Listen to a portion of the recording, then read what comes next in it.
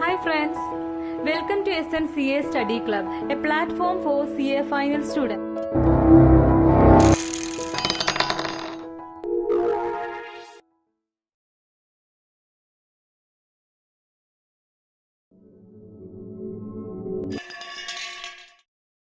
My dears, we are moving towards the 10th question, which is asking what are the areas in which due diligence can take place. So before moving towards the answer, you should indicate or you should define what is mean by due diligence, why due diligence is undertaken, then which is the the term due diligence is related to or it is used in corporate restructuring, etc. Then you can explain that areas in which due diligence can be take place. Then these are the areas which: operational due diligence, financial due diligence, tax due diligence, information system due diligence, legal due diligence, and environmental due diligence.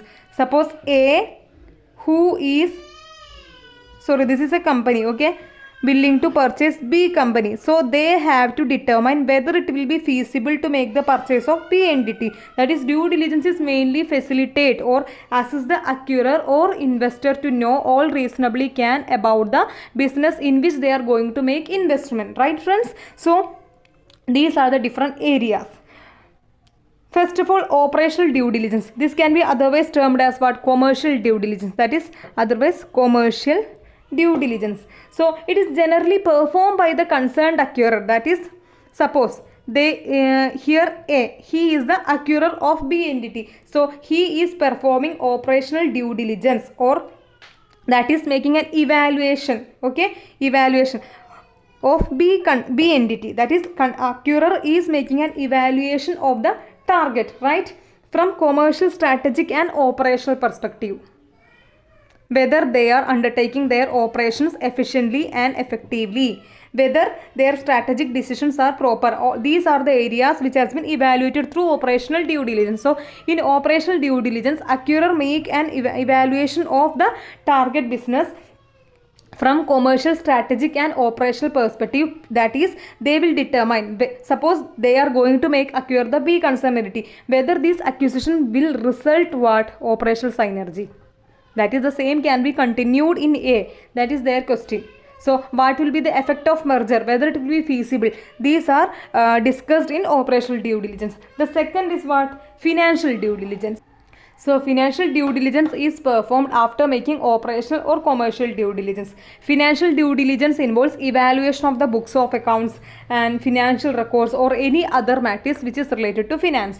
Right, friends, we have discussed a question which is explaining about financial due diligence, where we are explaining whether accounting policies are followed, whether they are preparing the financial statement as per the applicable financial reporting framework, whether the cash flow, which is the trend of cash flow, whether they are making the payment of taxes, etc. Right, friends? Then the next is what? Tax due diligence. Actually, tax is a separate due diligence, but the same has been we discussed in what? Financial due diligence, because tax is what? An integral part of the financial, to determine what? Financial status. So what is mean by this tax due diligence? So in tax due diligence, first of all, you should indicate tax due diligence is a separate due diligence or separate area of due diligence, but the same is undertaken along with what? Financial due diligence, because tax due diligence is an integral part to determine the financial status of a company. Okay, friends? So tax due diligence is undertaken by the acquirer mainly for the purpose of determining what will be the tax effect after merger. Tax effect on merger. Then information system due diligence. What is mean by this?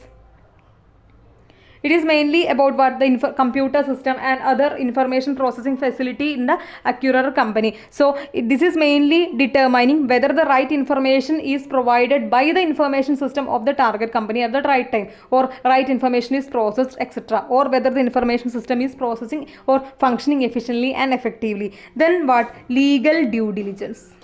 Why legal due diligence is performed? That is, we are ascertaining informations, or we are what? Determining whether legal aspects are properly owned by the entity. right? That is whether they are complying with applicable laws and regulations, whether any punitive actions is pending against this company or any other claims is pending against the company, etc. So here due diligence is performed in the in legal perspective. In commercial and operational due diligence, the due diligence review is performed from commercial, operational and strategic perspective. Here what? Legal perspective, whether they are compliant with applicable laws and regulation, whether they have registered with applicable laws and regulation, etc. Then environmental due diligence. Why environmental due diligence is required to be performed? Actually we know that if an entity is functioning or doing their business, it has to be compliant with somewhat environmental rules and regulation, and it shall not make any pollution or shall not be hazardous to the society, etc. So the last one is environmental due diligence, which is mainly determining or ascertaining whether the concerned entity, that is the target company, is carrying their business by understanding the environment and what adaptive in according to the changing environment, that is according to environmental rules and regulations, or what? According to changes, that is adaptive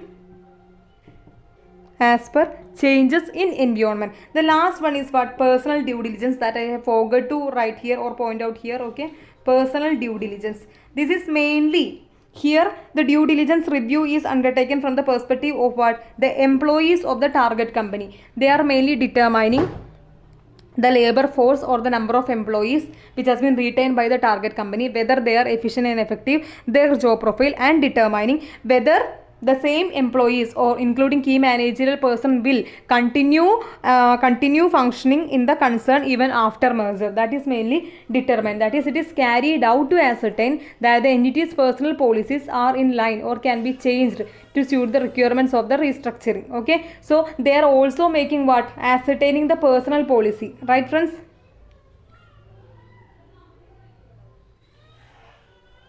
That is, they will, first of all, they will determine the total number of labor force and whether they will be interested to continue even after merger, plus determine what is the existing labor policy here, whether it is required to be changed even after merger, or it can be carried even after merger, or that is entity's personal policy are in line. That is, it can be in line with the A company or it can be different from A company. That is, B's personal policy may differ or in line with A's business, labor policy or what? Personal policy. So it is the responsibility of the acquiring company to determine the labor policy or personal policy that is existing in target and determining whether it is required to be changed or reviewed after merger. So these are the different areas where due diligence can be undertaken. First one, what? Operational due diligence, financial due diligence, tax due diligence, information system, legal, environment and personal due diligence. Operational due diligence is conducted or an evaluation or review is undertaken from what? Strategic, operational and what? And one more thing, strategic, operational, commercial perspective, right? Financial due diligence, it is mainly making a review on the books of accounts and financial statement. Tax due diligence, it is mainly evaluating what will be the effect even after making merger. Information system, evaluation on the information system of the target company. Legal, whether complying with applicable laws and regulation. Environment, whether they are according or doing their business in according to the environmental policy, or whether they are adaptive in according to the changes in environment. Personal due diligence, policies, existing skilled labor, etc. Okay, so here we are completed question 10.